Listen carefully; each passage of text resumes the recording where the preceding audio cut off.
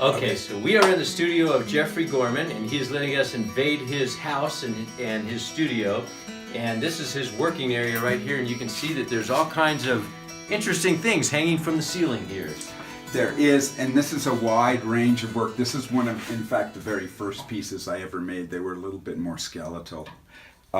This is a baboon I made who has steel wool hair. He's probably about 8 years old. I'm sure you guys will never guess what this is. These are hobbles for camels that I got in Egypt. Really? So I love camels. And what are you doing with? Are you going to do something with that, Yeah, or is that? I'll probably eventually add them onto something. You can see there. You know what that is? That's a horn for a Model T. Really? And you can see that it could be a wonderful display base for something, so I'll mount it on a wall. And where do you get the stuff that you make your sculptural pieces from? I go to a Habitat for Humanity a lot, and Okay. a lot of people give me stuff. They send me stuff, they leave it on my front door. They know what you're working in, or Yeah, they have an yeah, idea, and they say, yeah. I bet Geoffrey could use this. And Yep.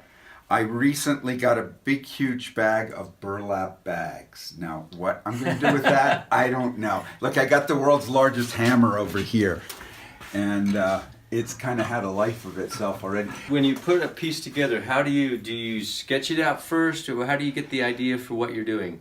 No, I don't. You know, in the beginning, I've been doing it almost 13 years now. In the first couple of years, I made sketches.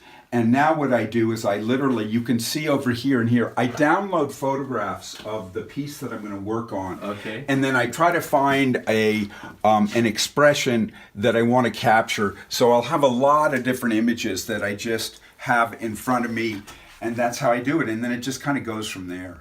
So you find the sticks, or you use other objects, or just things that you think would work to kind of form the piece in the photograph that you've chosen? And well, that's a good question. Like with the pelican, the reason I even decided to do a pelican is somebody had given me an old screen door, and I saw the screening, and I thought, boy, that would be a great web for a pelican's beak, where they have this big web where all these things. So that was the whole idea behind building a pelican, was the material I had. Okay. So sometimes the material inspires me. Other times it can be an anecdote, or it can be a creature that I run across. Recently, someone called me and she said that an owl had dropped something behind her barn. She was out in La Tierra.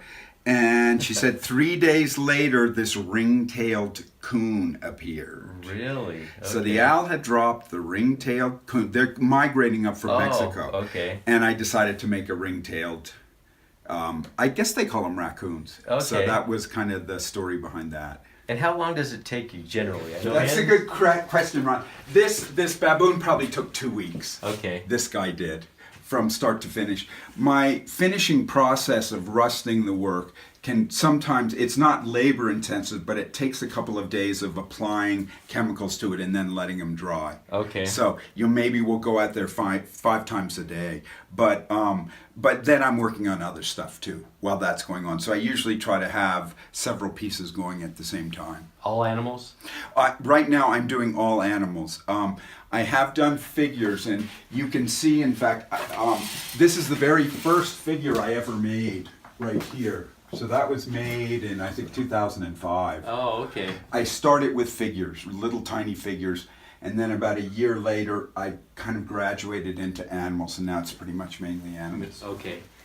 Well, Geoffrey, thank you so much for opening up your studio. Thank you for being our artist of the month. Thank you. This is exciting. And you have a website, GeoffreyGorman.com, right? I do. And yeah. Geoffrey is spelled Geoffrey.